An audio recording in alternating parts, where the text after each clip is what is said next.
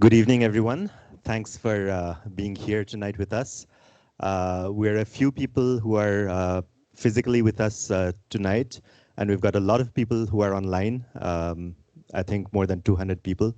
So we will talk to you, but also to those who are online, and we will record this event as well so that you can watch it later as well. So I'd like to thank our panelists tonight for being here and for addressing this very interesting topic about regulation, which is very timely as well, because there are a lot of new regulations coming up, which we should be aware of. And we'll talk about regulations in the AI area, but also in terms of energy and how those overlap and how we think about those. So I'd like to thank Agatha Hidalgo from France Digital, who's here with us tonight, Julien Charouni from CEA List, and Yvan Feuchot from the CRE, the mic, yeah. Energy Regulatory Commission. In English, all right, yeah, excellent. So we've got a broad panel to address those topics. So this is the fourth Powered by AI session that we've had this year. The previous one was on AI's impact on climate change, and this one on ethics and regulations. So I think this is an interesting topic that spans far and wide. We've got geopolitical issues to discuss, especially in the current environment. We've got ethical frameworks to think about, and we've got the impact of AI on energy regulations to think about as well. So maybe I'll start with you, Agatha. To start very broadly about the intersection of geopolitics, ethics, and regulation, and how you think about responsible AI in your area. That's a broad question. Good evening, everyone. I'm very happy to be here with you tonight.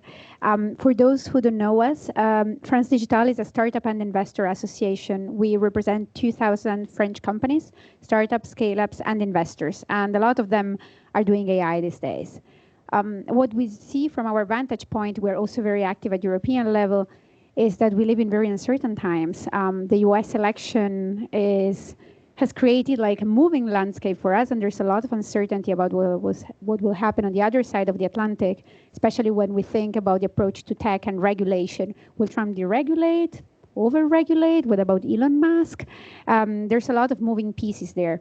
The top one concern of our members is about how do we stay competitive in a world where not everyone wants to regulate, where a lot of people want just to move fast, and where there's a lot of factors with which convergence is not a given. China has also regulated AI, but not in the same way that we have, for example. So we're a bit of a crossroads. And Europe has come to the realization that AI and technology in general are not pervasive enough in our economy and society, especially compared to our competitors. If you have seen Mario Draghi's report on the state of Europe, you may have seen there is huge productivity gap between Europe and the US. And it's not because of the traditional industries like energy or transport, chemicals, textiles, you name it. No, it's just about tech, because we have this huge gap about adoption. So this is where we must focus on in the next 5 years if we want to remain like competitive and still matter on the geopolitical scene.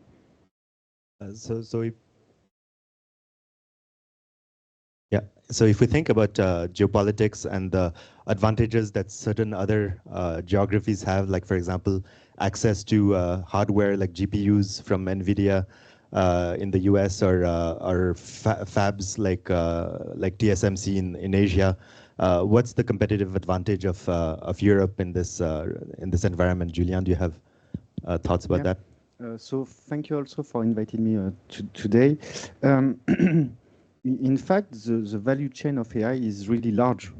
And you have to consider not only software, but also hardware, because you need a lot of GPU in order to train your AI component and AI model. And value chains in microelectronics and semiconductor is really complex. We think about NVIDIA for producing the GPU, for example, but all the GPU are produced by TSMC. And you cannot produce GPU at TSMC without tools producing by ASML, which is in Europe. It's the extreme UV lithography equipment, which is really, really expensive. I guess it's more than 100 million euro for one tool.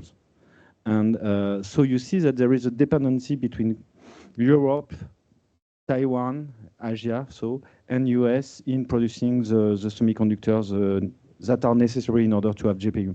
And so it's really complex to know that and to understand that there is a lot of dependency between US, Europe, and Asia in semiconductor industries and also in GPU for AI. And it's also the same thing for software. And we see that, I totally agree with Agatha, there is a gap, in fact, which is the gap between regulation, adoption, tech, etc. And that's the point which is for me really important in order to stay more competitive and to keep on innovate in a regulation environments.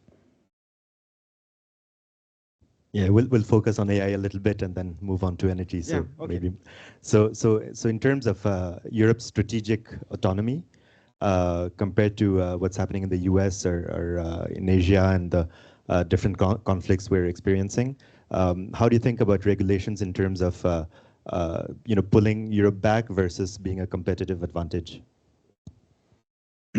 It's really difficult because we see that there is a lot of debate between innovation and regulation.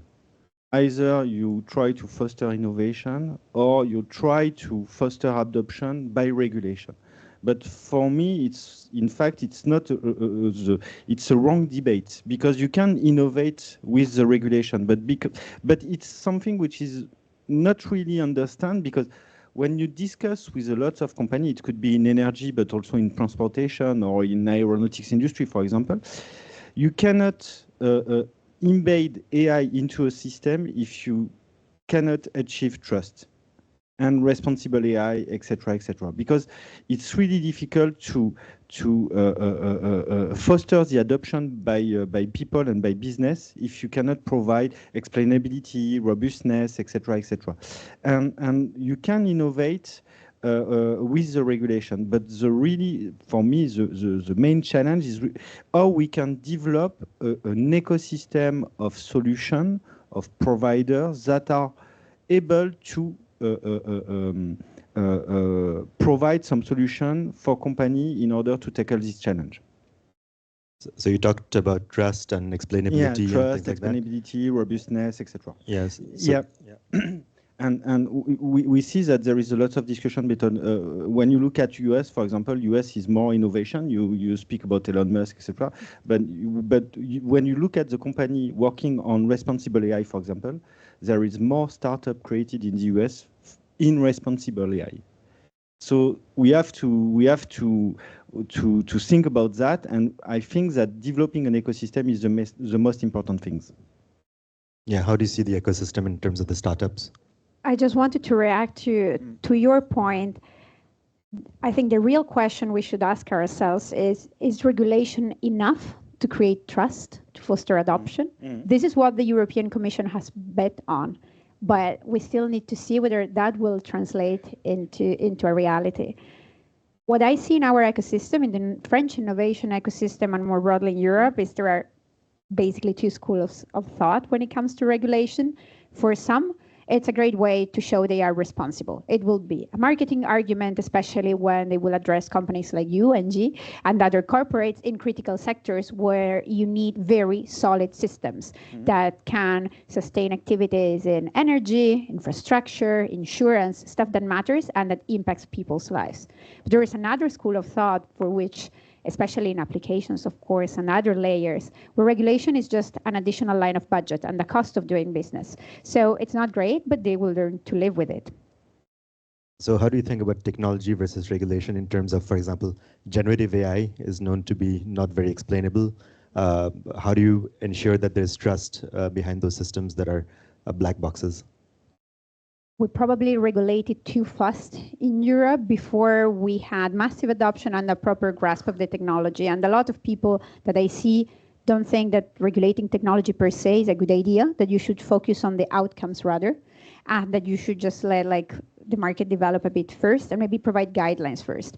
But now we have it. So what we do at France Digital is to try to contribute as constructively as possible to all the rules that are still being set as we speak in Brussels. But in fact, I agree with you. I fully agree with you, Agatha. But in fact, I believe that the public policy is not complete because you are pushing forward a regulation, and you don't have any innovation capabilities, innovation fundings in order to support the ecosystem. Not only provider, but also companies that willing to embed AI into their product. And I think that when you look at semiconductor, for example, you have the CHIP Act with lots of investments from the European Commission in order to support facilities, fabless companies, etc., etc. So many components of the semiconductor industries. And for the AI, you have something which is not complete because you have only the regulation, but you don't have any funding in order to support. You have only regulation, but you don't have any funding to support the innovation part. And that's, for me, the main problem, which is at the heart of the EU AI Act regulation. Yeah, no, I definitely agree with you. The thing with the AI Act and a lot of other tech policy that comes from Brussels is that it is a bit reactive to what is happening in the US. Since as we speak, we're very much reliant on a lot of technology, especially on the infrastructure layer. And I talk hyperscalers, so cloud, but also on software like frameworks. We're very reliant on a lot of stuff that comes from elsewhere. And we tend to regulate that part of the value chain that we can control less because it's not companies that are European. So the result is that we impose rules that are meant for the big players, but they may have an impact on startups in Europe that are much younger and may not have the resources to cope for that. And that's the whole point of the next 5 years, right? Like, how do we go, okay, now we have the rules, fine, but what about adoptions? Because it doesn't make sense to have rules if there's no one really using AI, right? And there's multiple things to do here. What we're seeing in public policy, and it's a good signal, but it's to be seen whether it goes in the right direction, is that we want to have a European industrial policy about AI, cloud, quantum, and a bunch of other deep tech, so to say, sectors. How will this be shaped? It's up for grabs. So we are there to be part of this conversation because we have just one shot to get this industrial policy right because we have like a lot to catch up with. So for us, the goal is to make sure that all the great startups that are created in Europe have a market to go to, that they have clients not only worldwide, but also in Europe, that they can serve corporates in traditional sectors that have made like the strength of the European economy for so many decades and that need to digitize as fast as possible. So that's really the challenge. So the regulation is there, and we're going to advocate to just put that in place before we come up with new rules and focus on adoptions. And I think it's going to be a mix of incentives, good examples, and just putting some pressure, you know. Yeah, but you want to, yeah, but I understand, but just to be clear, when you discuss with company, either AI Act or not, companies need trust, and the market needs trust. Because when you discuss with some company, you see a lot of proof of concept, and it's really tremendous in AI. 10% of the proof of concept is scaling into business, so it's really low. And when you look at the reason why you are not scaling your AI into your product or services or whatever, is responsible AI, trust, quality, human interaction, etc., etc. So the EU AI Act points some of the real problem in adoption and in the scaling, in adoption and in the way that companies need to take value from AI and data. But the answer is not exactly the good one, in fact. So I agree with the analysis, but the answer is not the good one, in fact. And because I remember I work with lots of companies, but I will take one example in transportation, and it was, for example, for welding control. And you don't have actually the regulation, the AI Act regulation. But you need trust. You need responsible AI because you want to be sure that your component, your AI component, will do what you want it to do, and not another thing or I don't know. Or because after that, if there is any issue, you are the responsibility of the company is engaged. In fact, so before the AI Act, the problem is there. After the AI Act, the problem is still there. That's the main issue for me. And so I totally agree with you. The 5 or 4 years that are coming actually are really critical for Europe. Either they will invest in order to develop this ecosystem and to foster the adoption into company, and especially into critical companies. So, for example, energy, transportation, because we know that there is a huge gap and a huge market and a tremendous value from AI. But if we don't do this, we will make, such as for the GDPR, for example, and most of the company now buy some solution coming from US startup in order to be compliant to GDPR. So responsible AI, trust, but competitiveness, it's something which is different. So you need to have the policy will not be the same in order to foster adoption, foster responsibility, or foster innovation. And I'm not sure that the EU Commission takes the complete view of the problem. So one aspect is policy, like you mentioned. The other aspect is funding. Yeah. Where do you see the funding coming from, and where do you see it needs to go in order to be able to not only support the regulations, but also take advantage of it? I think we should be very adamant that there's not much public money left. Yeah.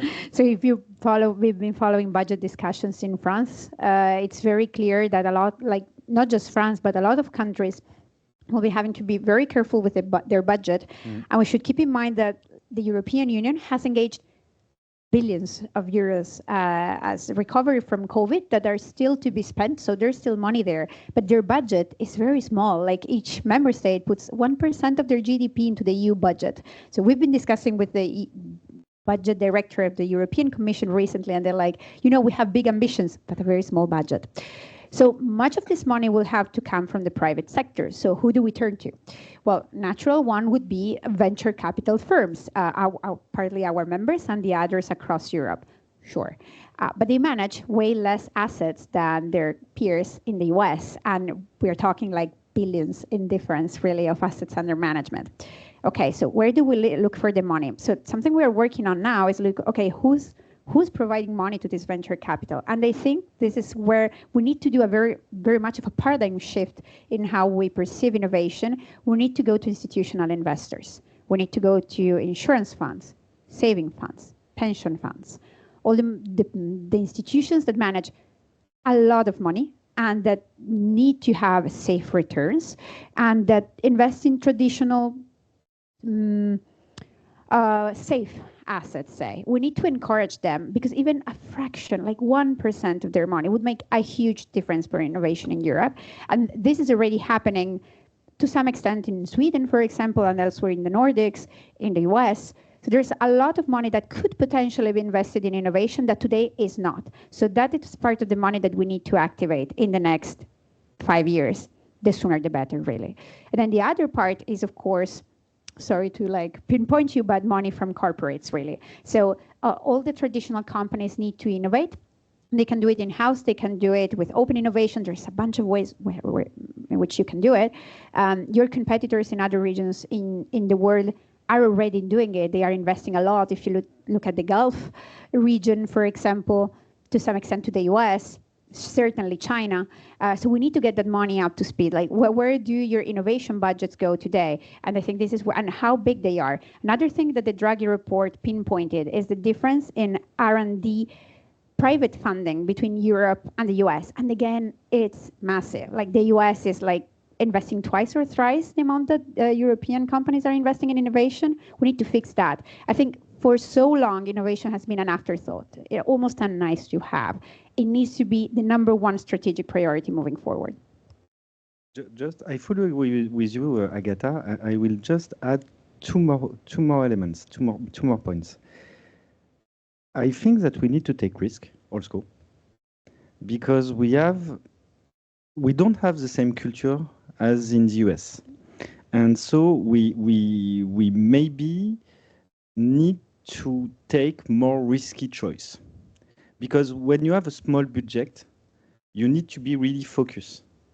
And maybe we have the ability to spread the money, but not to be focused on 1 or 2 points.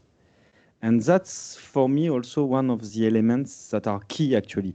Because from a geopolitical point of view, tech actually is really a challenge for everyone. Because AI, we speak about transportation, we speak about energy, but AI is also really useful for defense. So it's really a dual tech, as we know. And it's also a key enabling technologies, because with AI, you can define the new function of your system. So it's really an enabling technology that can be embedded into many products in order to develop some new functions. So AI is really a challenge. And it's really a challenge from a dual point of view, civil application, but also military application. And so we need to, and we see that if there is many billions of dollars injected into tech and innovation in the US, it's because also it's coming from the DARPA, it's coming from the DoD, etc., etc. So there is, I may say, a configuration which is not the same. But we need to take risky choice, and we need to be focused on not all the challenge, but 1, 2, or 3 challenge, not more. And also, what is really difficult for some people working on tech, but maybe the follower choice is not the good one. If you miss one key tech, or I don't know, we have each time the behavior, and we say, oh, we will invest and we will maybe try to do the same thing, but for Europe. But maybe we need to think some out of the box and to say, this one, I miss it, and I will take the next one. So you speak about quantum technology, for example. We speak about, I don't know, we speak about trustworthiness. And maybe you need to say, we miss, and we will do the next one. So to leapfrog from from one technology to another. Yes. It's just one comment, but out of the box this time. Facing a new technology, you have some ethical choice to make before you go into the implementation of the technology. And what you say just remind me of the shale gas. There has been an ethical choice of Europe not making shale gas. There has been an ethical choice of USA making shale gas. And now the fact that there is an energy revolution with a low price of gas in America, and a net export position in terms of gas, and a very low price of energy in America, is based on this choice. My only question and my only concern is that this ethical choice has been made a little bit in the darkness. In the States or in Europe, the problem of shale gas and the ethical problem of shale gas has been put on the table, but only at the end, when it was the question of shall we make some investigation to be sure that there is shale gas or not. It is very far away in the process decision. So I think that the ethical question and ethical challenge have not to be set apart on we just say, okay, we are going to solve that when we will have the solution and when we will face the question mark of do we have to implement technology or not, but before, because otherwise you spend a lot of money in developing technology, and at the end of the road, you say, okay, sorry guys, no. But it was only a comparison, so comparison is no reason. That's interesting, because we we alluded to mindset the difference in mindset when you're talking about dual use technology, for example, or thinking about ethics early enough in the process. And for that, we probably need an ethical framework to think about, on which the regulations would be based, on which trustworthiness would emerge. What are your thoughts around those topics, and how do you see it fit into the public debate? I always struggle a bit with ethics because I come from a philosophy background. So I find it interesting how ethics can take the meaning that you need it to take depending on the context. But I really liked your example because it's very concrete, and it's about like prescriptive behavior. This is what ethics is about in the end. In Europe, we have decided to define what is ethical AI. It's a list of 9 principles that a group of experts came up with in 2019, and which is kind of like the philosophical basis for the AI Act. I think we broadly agree on most of them. Like robustness, okay, you need to make sure your systems are cyber secure, that you won't discriminate people with your outcome, that's also fine, that you will be able to explain your technology, which is an ongoing challenge. So even if we want to get there, we still need to study the best ways to do this at scale, at least. So we have an ethical basis that I would say it's broadly accepted in Europe. I think it was very important that we had conversation on this, even if we haven't necessarily put it down on paper with other regions in the world. With the US, we had the TTC, which were these regular diplomatic meetings between the European Union and the US on this kind of things. You have the G7, the Hiroshima process. There's so many papers around what ethical AI means. Everything's very fine, but it's very high level. So the question is, how do we make it real in companies? And I think this is where, again, like the next years will be key. How do we show that we're actually an ethical AI company? I'm very curious to see how people will demonstrate that, beyond saying my system is secure, I have a responsible data policy, and other very concrete stuff. You see best practices, for example, or we see best practices, but just to when you look at trust and responsible framework, you have technical components. So you speak about robustness, uncertainty, etc., etc. There is some ethical component, bias, discrimination, etc. And you need also human interaction. And explainability for me is more within the category of human interaction. But in fact, when you look at these 3 categories of what trust and responsible AI is, after that, the main question is how I can share with my team, because it's not only one person, it's dev team, but it's also business, quality manager, etc., etc. How I share with my team the good question during the process. How I can the way I can provide proof or answer, I don't know, to this question.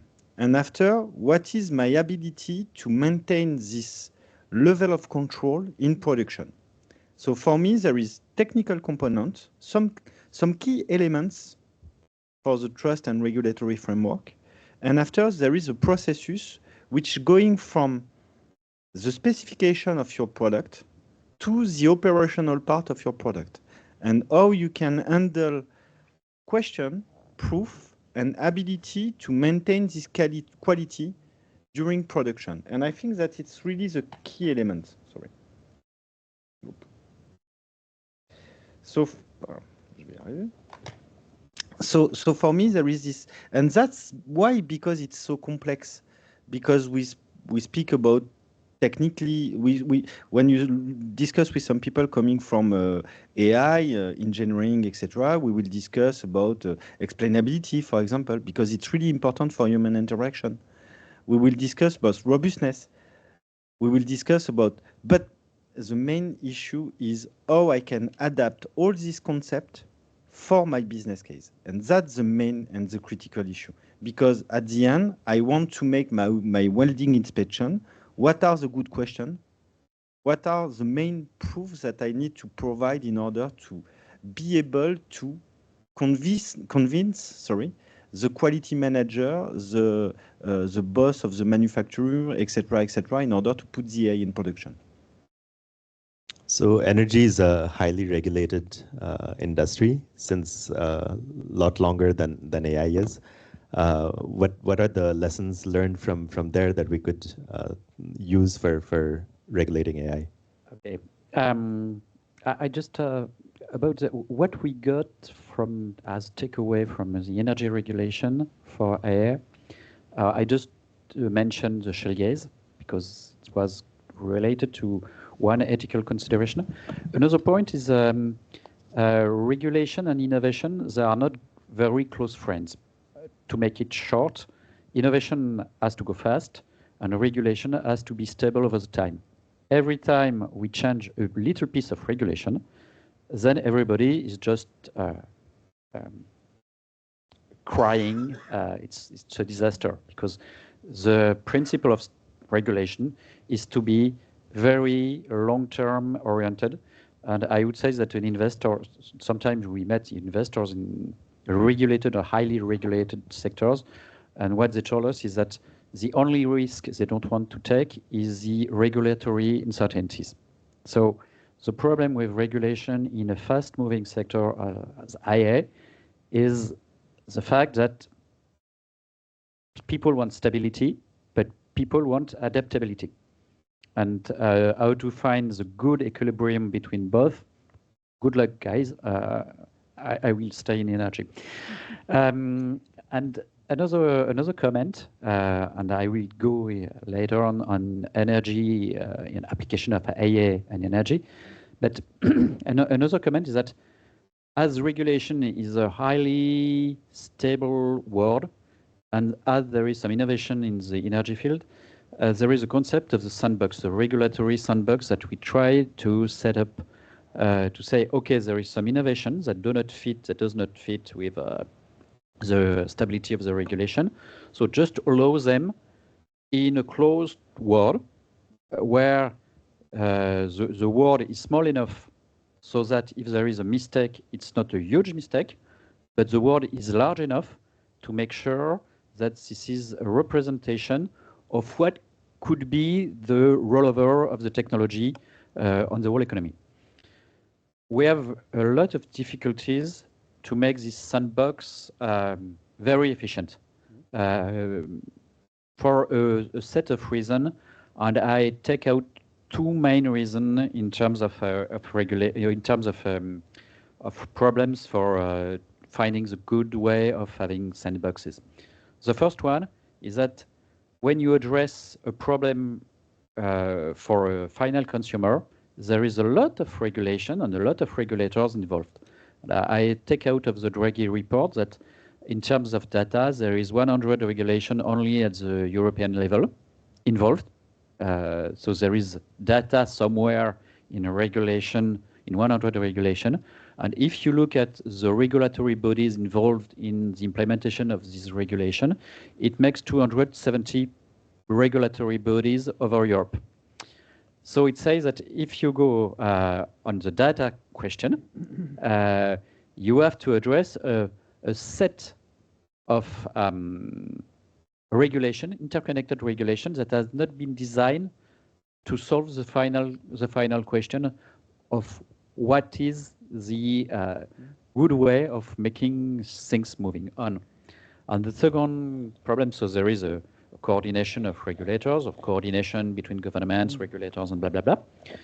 And the second problem is that we have to determine a very speedy decision process if there is a failure. Nothing is worse than an experimentation that lasts forever. Okay, it doesn't work. So I will try another thing. And no, it doesn't work. So I will try another thing. And at the end of the day, you have an experimentation that has lasted so long that it's just a waste of time, a waste of money, and a waste of engagement for people who were involved in this experimentation. And nothing is worse for an emerging technology that new adoptant or newcomers going out and saying, okay, this is no way, this is not a good technology, because the trust is based on a long time. Generally, you have to experiment and to adapt to the new technology, but it's also based on the fact that the first people that are experiencing the technology, the fast mover, they will make the very first choice, abandon, or continue. So if you don't have a very speedy decision process, then the risk is that there is a lot of people coming out of the system saying it's not working anymore. Do you have just an example of technology that you started in the sandbox? Small modular reactor. So in small modular reactor, there is a lot of startup engaged, and also a big actor. But the startup are speedier than the big actors. Sorry for NG. And then we have 12 projects on the table. So now the question mark is how to go to the second step of having no more than, okay, 2, 3, 4. So you have to deal with the 8 projects that will go out of the system and not telling, okay, SMR is just bullshit. And this is not so easy. Yeah, but it's something which is similar to my other point. In fact, you need to make choice, because when you fast trust, because when you need to when you want to develop some tech, and especially from, for example, small and medium reactor, you need to make choice, because there is a funding gap.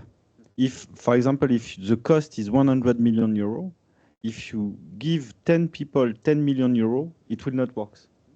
So maybe it's not really easy to. It's really easy to understand, but to go back to the regulatory sandbox, I think that it's something which is interesting for me. It's really because I think about Spain regulatory sandbox, and there is also other regulatory sandbox, and it's really regulatory. It's not practical sandbox, and that's for me the main issue. You need something which is really practical. So I come with my use cases, and I try to implement not all the AI Act, but a part of the AI Act into this sandbox in order to test. Shall I need robustness, explainability, etc., etc.? I will test with user, with regulatory body, with tech, with provider, with other company, etc., etc. And that's the main issue for me. When you look at the sandbox, it's regulatory but not practical sandbox, and that's a main problem. We need to think about execution, not only regulatory issues. And the other point is just to. I'm sure that it's not your point, but there is a cost of trust. Of course, I remember that there is some study coming from startups. The cost of the AI Act is roughly 100,000 euro or maybe more. I don't remember exactly. But there is a cost also if you don't have trust. We have some big example for that. When you take, for example, the aeronautic industries, it's really an ecosystem of trust with policy bodies, with standardization bodies, with something which is really a company culture also. But you look at Boeing, for example, the cost of the issue of software of the software issue for Boeing, it's maybe more than $50 billion. So there is a cost of non-trust also. And for example, you are a company, you try to embed AI into, I don't know, a credit scoring application. If you make discrimination, the cost will be really high, because it will be a really risk. You will have a really impact into your business in terms of image, etc., etc. So the cost will be really high. So you have to be sure of what you have implemented into your product. I just wanted to pick briefly on the idea of regulatory sandbox, because this is something that we were very happy about in the beginning when it first came out, right? Something new. Wow, will it mean that we'll be able to test AI before setting in the putting it on the market? Maybe people will advise us on this is good, this is not good. And the UK has something similar for fintech. Lithuania also has it, I think, and for a short time, even Italy had it. Pretty incredible. So I went to our UK colleagues to ask, okay, what's your feedback? What is it like to have a fintech sandbox? They were like, the mixed results, really. And what we really struggle with our members, and I see some of them in the room tonight, is what does it mean to have a regulatory sandbox? I mean, as an entrepreneur, it doesn't mean much, because what they would expect is indeed application and execution. So France managed to, well, put an amendment to the law saying that you can also do real life testing. That sounds more interesting. The list of requirements is super long, but still you can do a real test. And my bet is that that will be much more interesting than a regulatory sandbox for companies. So my fear about the regulatory sandbox is, in AI at least, will people use it at all? Is it the right answer to the problem of building a trust and safe product? I'm not sure. So yeah, like all the examples that you have from other industries, I think are super useful in this context. Just to give you an answer, I don't have any feedback from people working on regulatory sandbox. Good feedback. No feedback. So, no feedback. So it means that there is an issue. So if we move from sandbox to the real world, so the AI Act is coming into effect in February, with some provisions. There's sort of still a lack of clarity on some aspects in terms of interpretation and implementation of the AI Act. Some companies have a wait-and-see approach. Some others are trying to be more adventurous and explore. How do you think? How do you see different typologies of customers and companies think about those issues in order to move fast enough? I have a few nice examples there. I was in a panel with one of our members earlier on. They do image editing for businesses and also for individuals. And they were like, we knew that the regulation was coming, especially on everything about like not preventing bias and discrimination. So they proactively started to curate a lot more their training data sets.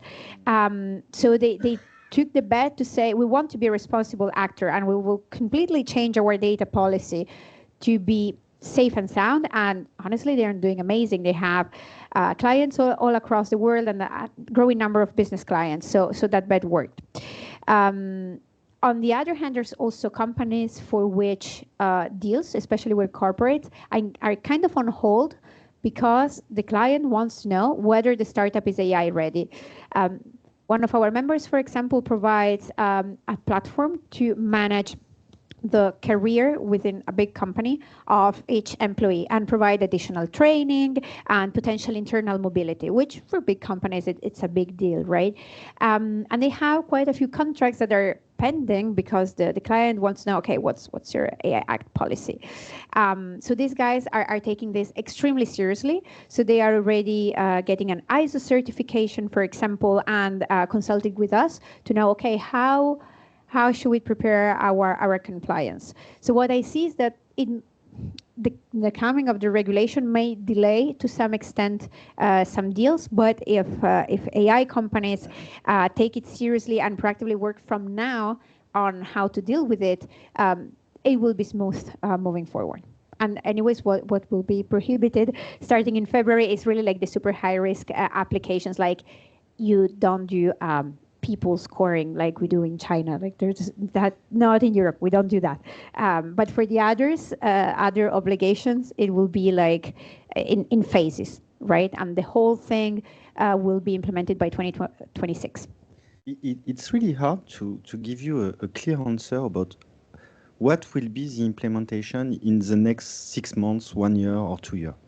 Because you have the regulation, but after you have everything related to the harmonized standards and norms. And that's the choice of the European Commission. They make the regulation, and after for the I may say, the applicability of the regulation, you have the standards and the norm.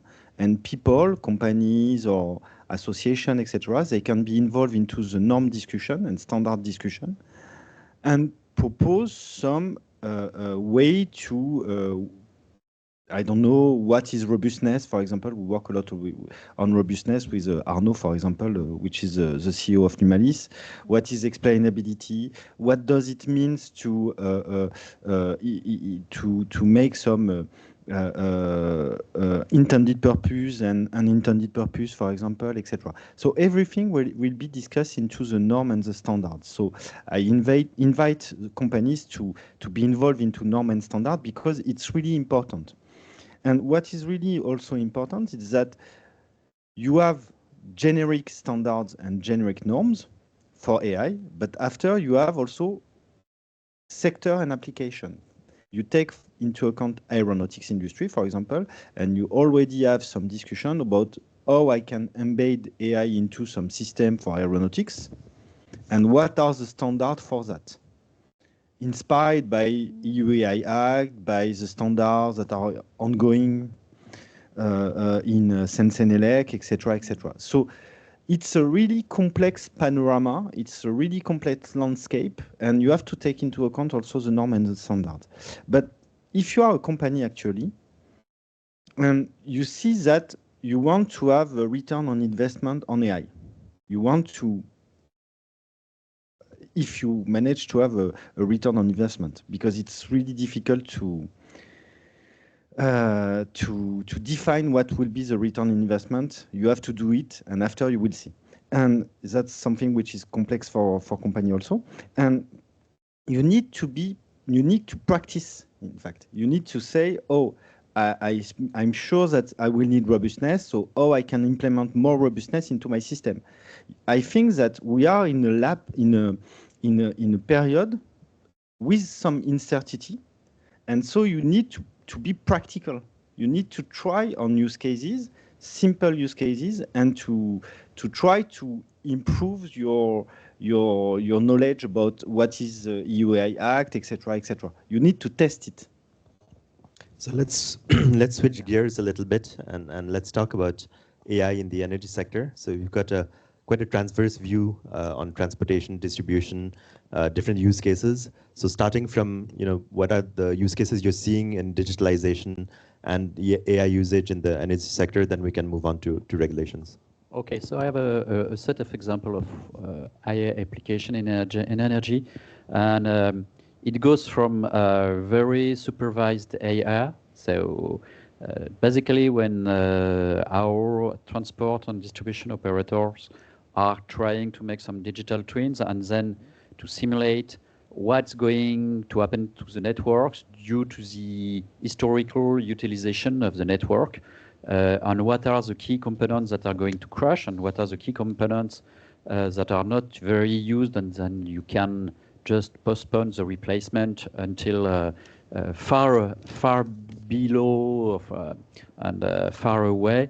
They are using AA because we have a network, especially in electricity, where a lot of things have technically changed since 40 years. With a lot of renewable energy, now the transportation and distribution grids are used to be under capacity. Previously, it was very simple. You just inject, you see what is the consumption, and if the consumption is a little bit higher, then you inject a little bit more. So the main problem for our transportation and distribution network was underutilization. Now that there is renewable energy injecting from one side with uncertainties, consumption uncertainties, then there is a question mark of networks, especially in electricity, where there is higher tension or higher voltage or higher power than needed at the end of the network. And so the condition of use of the networks have changed. Though we have time to have and to gather data for 40 years before having digital twins or predictive maintenance and so on, not very sure, because there is a huge investment in the network in the coming years, because for the European Commission, it's 500 billion euro of investment until 2035. So it's really huge sums. And to make it more efficient, then IA is a very good tool to make it. But this is a tool with, this, as I said, it's a supervised IA, because the question mark is, do I have to replace, yes or no? So it's binary. So the key element is to have a set of data on which the machine can learn and can train, where you are sure of what you put in and what is the outcome, just to make sure of the training. So this is the first example of IA applied to the energy sector, and it's basically to have a more efficient replacement policy or more efficient investment policy in our networks. There is a second business case. Second business case is, how can I use IA to make some better offer, or to make some better price to the final consumer? And it looks like, okay, I have a set of data where I see what is the temperature, what is the result of the soccer match last year or now, and what is the evolution of consumption. So I'm not very sure of the correlation between the data's input and the outcome, but there is something like semi-supervised AI machine learning. And this is another key point, that the volatility of the energy market, and especially of the electricity market, is so high that actors from the energy market cannot support small errors in terms of taking risk. So for them, IA is a very powerful tool to make some better offers. But the key question is, how do I find some real correlation between the real life, the energy consumption, and the energy production, also coming from the renewable side. And the last one is more ethical. We used to send messages to people and to consumer on the same basis for everybody. But basically, people are not receptive to the messages at different stage of their life. To make it very shortly, when you just enter into the professional life with no responsibility, no kids, no cars, no blah, blah, blah, it's not the same messages that you can send to them, either tariff messages, money, but also engagement messages. What we have seen recently is that during the crisis of energy, there has not been a surge in the bills, because there was an energy shield, and but people have lowered their consumption by 9%. So the non-tariff signals are very strong, but it was a general message. So the next step is to see or to determine what has the people, what are the group of people, and what are the good messages to be sent to them at the right moment. So the right group at the right moment. And it looks like non-supervised machine learning. It's a kind of clustering. It's a kind of clustering. And we have to work on it, because if we want to address the energy transition, we have to work on the production side. But the production side, the carbonized production side, has more constraints, either nuclear or renewable. It has a lot of constraints in terms of consumption. So we have to send also the right messages, tariff but non-tariff messages, at the end to the consumer. And I think the first one has no ethical dimension, because you just have to train with steel and so on. Okay, few ethical dimension. The last one has a lot of ethical dimension, because you are going to cluster population and then to manipulate them. There is a very good book, I don't know if you know it, it's a small guides of manipulation for trusty people, Petit guide de manipulation à l'usage des honnêtes gens, which shows that the engagement theory and the fact that you send the right message at the right guys at the right moment, you can do it with good intention. And this is a fair way to send the message. But then when you go to clustering on the population, then you have ethical decision. A last comment, there is another sensitivity of data in the energy system. Everybody knows what has happened to our smart metering in France, called Linky. And there was a fear that Linky was going to spy you and to send information to everybody when you were there and when you were not there. The last story was there is a small camera in Linky, so just put some tape on Linky just to be sure that Linky is not watching, Big Brother is not watching you. But the fear is there. So you have to address the fact that personal data in terms of energy in the energy field shows an oversensitivity. You have to take that in account to make sure that when you address the ethical dimension of IA in the energy field, you are not going to have the same difficulties that we had with Linky. Yeah, but when you look at your application, the business case you are mentioning, everything is critical, in fact, either from a safety point of view or an ethical point of view. Because if you are developing pricing application, for example, it's critical from a business point of view. If you want to address the challenge of energy regulation, obviously it will be a critical and safety application. And the last one is critical also, but from an ethical point of view. Yeah. So all the applications you are mentioning are critical. But not the same point of criticity. Yeah, I agree with. But I must admit, if you just use IA just to make a more efficient replacement or investment policy in the grid, it will save a lot of money, and it does not need to address the second part or the third part. One last comment about energy and IA. To make sure that the machine can learn, you have to have a lot of data available to a lot of people. And actually, not totally satisfied by the fact that the consumption data are available for everybody.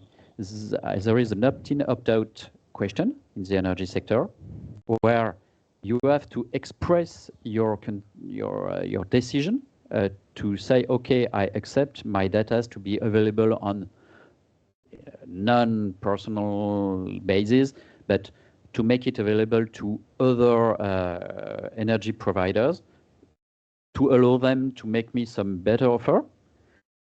And the availability of data of consumption, the availability of data in terms of demonstration project in the energy sector, the availability of data overall, and the data are the property, generally speaking, of the TSOs, transport and distribution operator.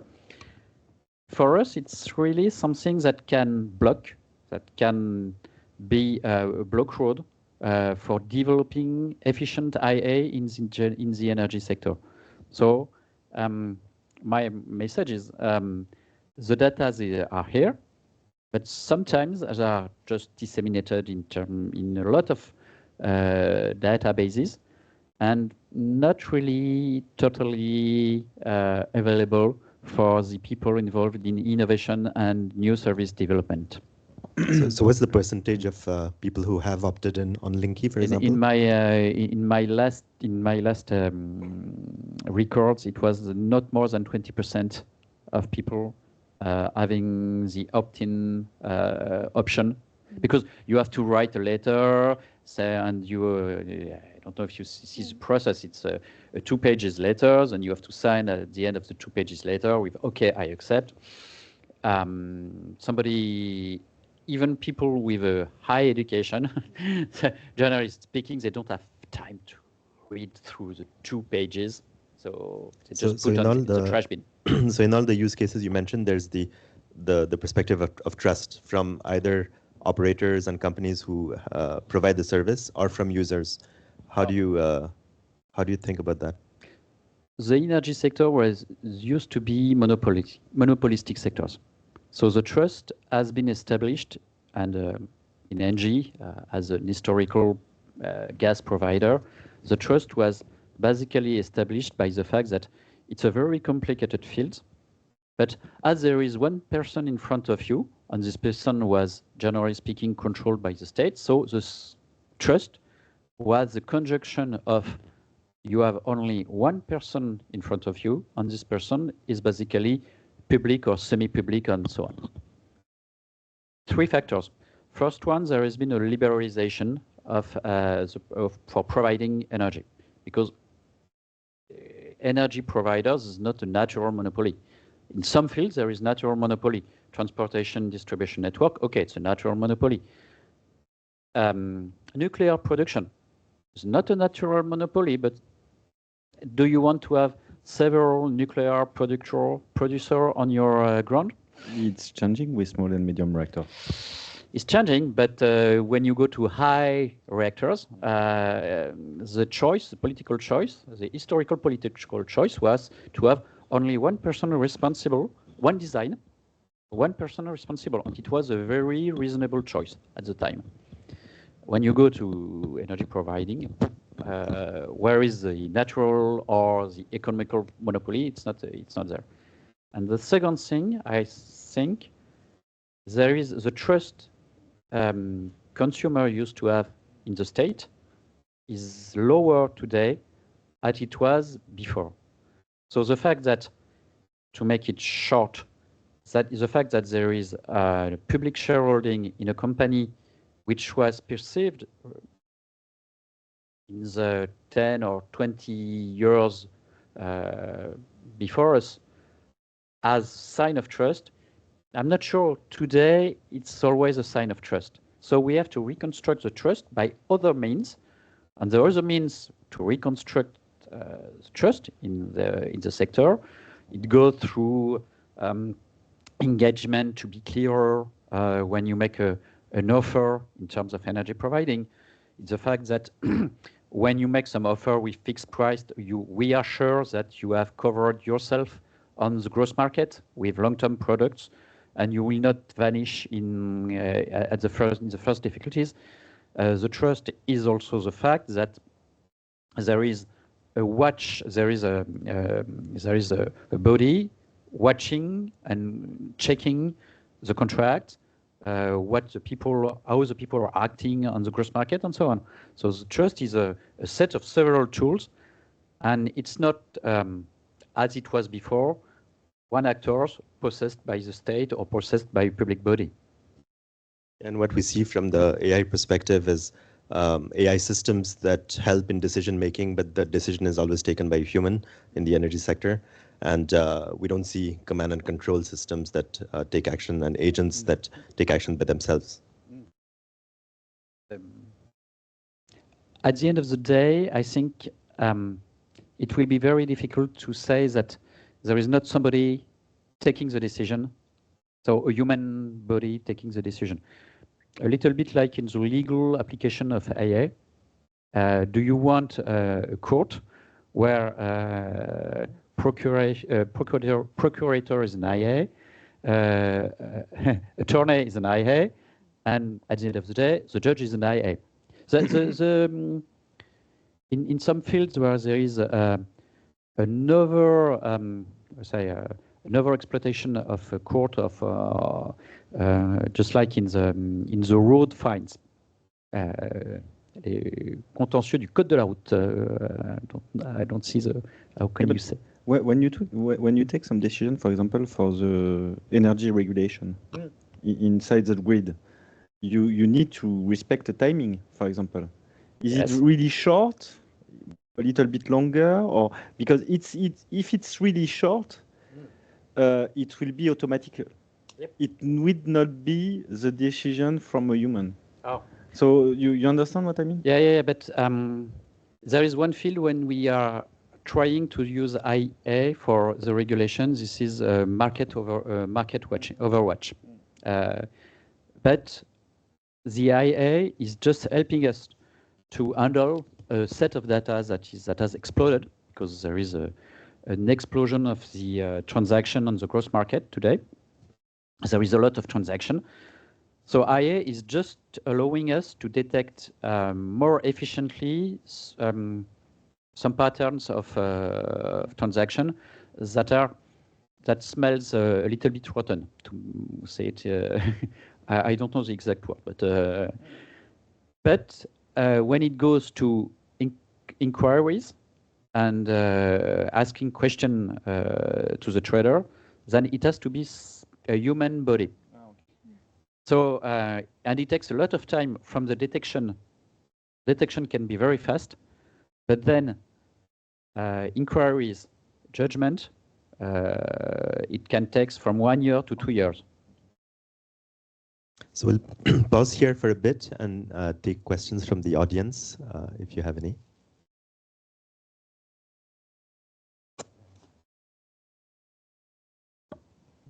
Yeah, thank you. Thanks to all of you. Just a little bit of comments. I mean, you scratch the surface of the trade-off between regulation and innovation, and that's I think that's a big one. Don't you think we've gone too far in terms of bureaucracy in Europe? I mean, I'll put it plainly. You know, trying to just make AI project in healthcare in France, for example, it's going to take 6 to 12 months or more, you know, doing pages of crap, and you know, put it that way, to CNIL, and you know, I think that's okay to have ethical guidelines, because we're in Europe, we're not in the US, we're not in China, and that's okay if that costs us, you know, some fraction point of GDPs, that's okay. But beyond that, I mean, is that up to governments, to commissions, to bureaucracies, sorry to put it that way, but to organize the market, to try to regulate the market? I mean, governments don't have a good track record of driving businesses. But just to give you a comment about AI for health. I remember because previously I worked for France 2030, and we supporting some startup in AI working in the health sectors. And I remember that they spend maybe 8 to 12 months and all the money just to access the data, just to try to access the data. And for me, it's really a good example, because if you don't have rules and guidelines, or I don't know, standards and norms, each time you don't know what you have to do to access this data. And it was really an interesting discussion with some of the startups, because they told me that I prefer having a good standards, I respect the standards, and it's go quick. So sometimes regulation, standards, norms are not in opposition with innovation. It could also accelerate innovation, because it's maybe easier when it's clear, with clear guidelines, because you know what you have to do. When it's unclear, that's the main issue. May I chip in? No, but it's feedback experience from maybe 10 or 12 startups on AI health. The short answer to your question is yes. Too much bureaucracy, that's for sure. There's a very interesting paper that has come up out a few months ago that shows that the language of EU legislation has become extremely more complex over the past 15, 20 years. And then the number of pages of each regulation has like doubled or tripled. And I think we've made a mistake so far. We've confused regulation with bureaucracy, because we do need regulation, but we don't necessarily need so much bureaucracy. And Brussels has finally understood this. I'm not sure they have yet figured out how to solve it, but at least they're aware of the problem. So the same way that simplification has become bit of a buzzword here in France. The same has come to Brussels, and there's even a commissioner who will be tasked with simplification. Good luck. He needs to reduce the bureaucratic burden for companies by 25%. He has a numerical KPI. Very curious how he will get there. But sure, I think the key problem is that we thought that by simply asking more reporting from companies, we would solve things. But just reporting doesn't make things safer. We are experiencing this also in environmental standards, CSRD, everything financial reporting. People are rising up against it. And I think that a lot of people fundamentally agree that we need to go towards decarbonization, but they're not having 60 pages of reporting every year will get us any closer to that goal. So I think we should better align what's the final outcome that we want to achieve and how we get there. And reporting is probably not the right solution. But the good news is that this is on the agenda and we'll be working on this. No, just to complete, I fully agree with you. And in fact, standard and norm, it's a way sometimes to have less bureaucracy. So we need to have less bureaucracy, but good standard and good norm, it's a way to go faster also. It's not the discussion between regulation and innovation is not so simple. But just one last comment. When you are a company trying to emerge, you are always complaining about bureaucracy and regulation. When you have your place on the market, your first reflex is to establish very complex and very huge bureaucracy to avoid competitor to go on your market. And energy, it's there is some market in energy, just like adjustment markets or adjustment mechanism market, where we have a very, very complex regulation established between TSO, member of actors on the market and so on. And at the end of the day, we just realized that there was only two people, two actors, understanding what was in the regulation. All other competitors just say, okay, forget it, too complicated. I'm not entering this market. But it's also the same thing in AI. Yeah, the main companies involved into standardization for AI at the European bodies, it's the big tech. Yeah. As a regulator, it's very difficult to find the good equilibrium between, okay, when you have somebody established, he has the technical knowledge, and what he proposes is in the way of a better and a more efficient market. And at what point do these actors propose regulations that are only intending to protect his established market position? And we don't have a regulator do not have the legislation or government. They do not have the technical ability to find this good equilibrium. So sometimes we are just having too much trust in established market actors, especially in energy. Wait for a startup to disrupt that. We'll take we'll take one more question. Thank you, Mayor, and thank you, all of you. Actually, I have two questions. The first one, maybe very quick and very dumb. In the meetings and commissions involved in creating these norms and regulation, are there some innovators, representatives, people coming from startups that can say it won't work this way? It's a really dumb question. For the regulation, it's main politics, but there are some consultation. But in standards and norms, yes, there is some startup, innovative companies, etc., etc. Yes.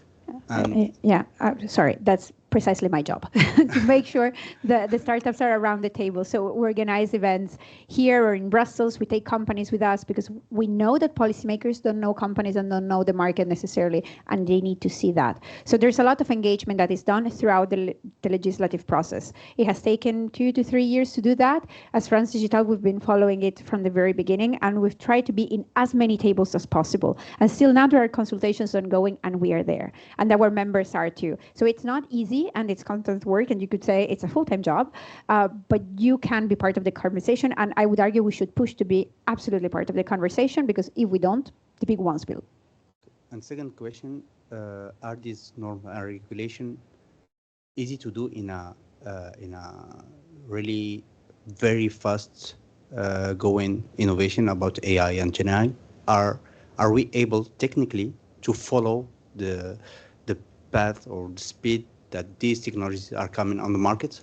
And maybe we will regulate in Europe, France, and so on, but we won't wait, or TikTok or Instagram won't wait for us or for the regulation to, and maybe they will adapt after, and sometimes users will find another way to use these tools other than the regulation that could be put by the Yes, but by the regulators. if they want to access to the European market, which is a big market, they need to be compliant to this regulation.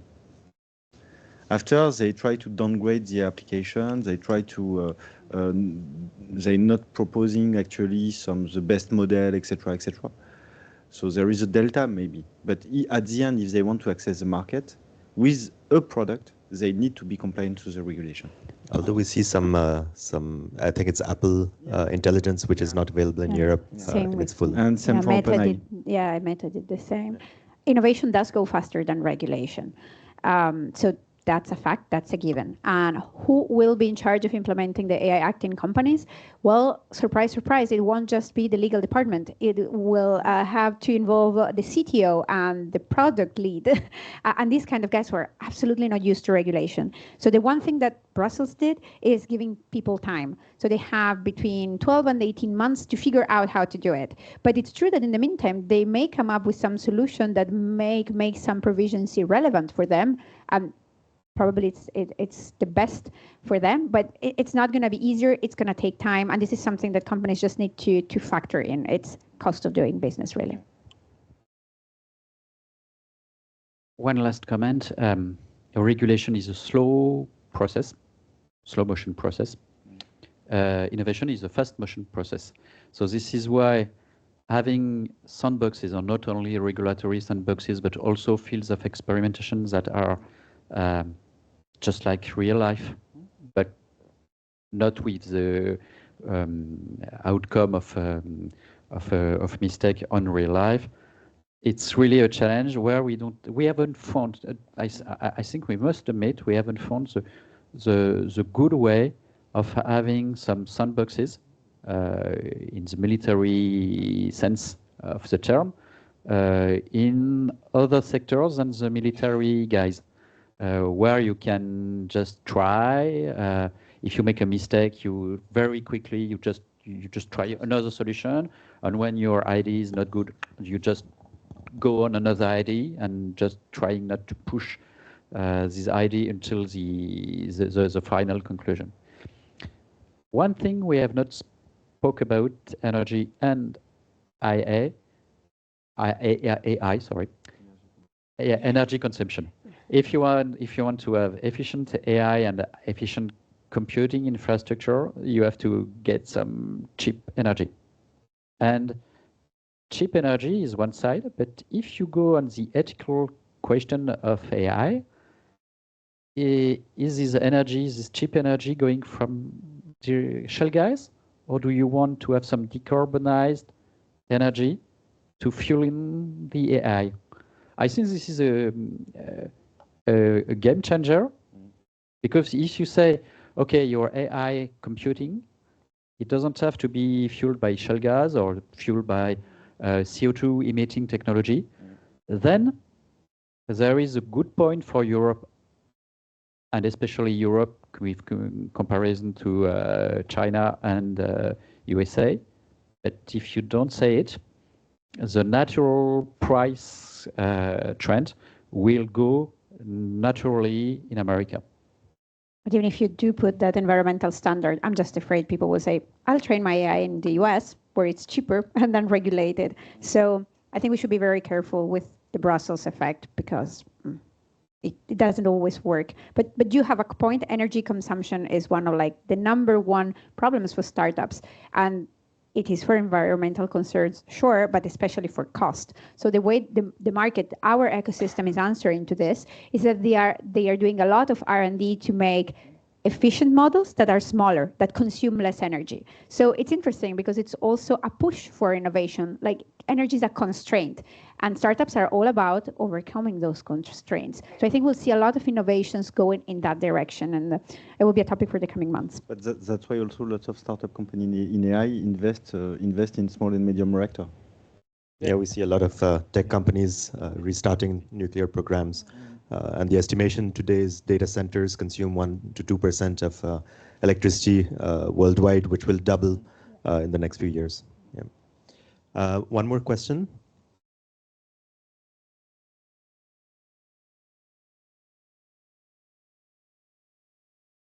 So thank you for the organization of this event. So my question about the consumption of, the energy consumption of AI.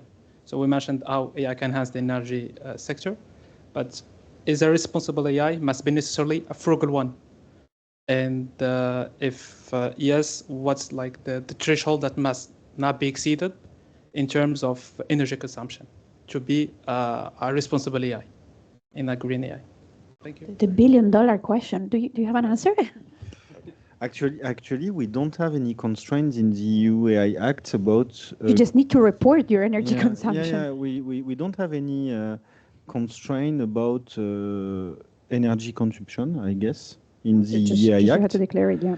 But but it's really a challenge for most of the main tech companies in AI, because we see that there is, as I mentioned, there is a lot of investment into small and medium reactors. They also invest in renewable energy. And so there is a real challenge for tech companies in AI in order to have an access not only to GPU, but also to energy. And just one comment. Currently, we have a problem with consumption in Europe and in France. There is not enough consumption of electricity to make the decarbonization available. So if I had to put a threshold on the artificial intelligence consumption, currently it would be no limit. My second remark is, do you want to put your criteria on the energy consumption or the CO2 emission? When it comes to energy consumption, if I use more energy to be more efficient, but it emits less CO2, what's the point? And this is an ethical question. This is not a technical question. But it's a great example of how we should focus on the outcome rather than the process, and like set the goal where we want to get and not so much how to get there. And it's probably a more holistic question. It's not just one company greening their energy, but the whole ecosystem, greening. All right, maybe a last word from each one of you, if you'd like. Yvonne, you can start. Yes, just a message to the people having data in energy: free the data. I can totally second that. We're about to publish a report on this very topic about like how AI developers in Gen AI, but not only, can access more data. What should we do about data that is protected by copyright, for example, and soon enough about the data that is like personal data? Like how do we responsibly treat the data and give just enough info available to innovators to develop AI? So yeah, that's a good one. And for me, just one last word. I guess that ecosystem will be key, because we don't have alone the solution, and so we need to share experience. We need to share technologies. We need to share data. And I guess that we don't have the same budget, and so the collective way we will be critical, I guess. So thank you very much to the panelists for this very interesting discussion. Lots of food for thought and applications to our own areas of work. We will continue the discussion with networking cocktail, and we'll continue the Powered by AI series next year, starting in January. So if you want to have to be on the mailing list and have information, please scan this QR code. And we look forward to meeting you next time. And please, those who are here physically, you're welcome to join us for a drink. Thank you very much. And thank you, Mir. Thank you. And thank you, Mir.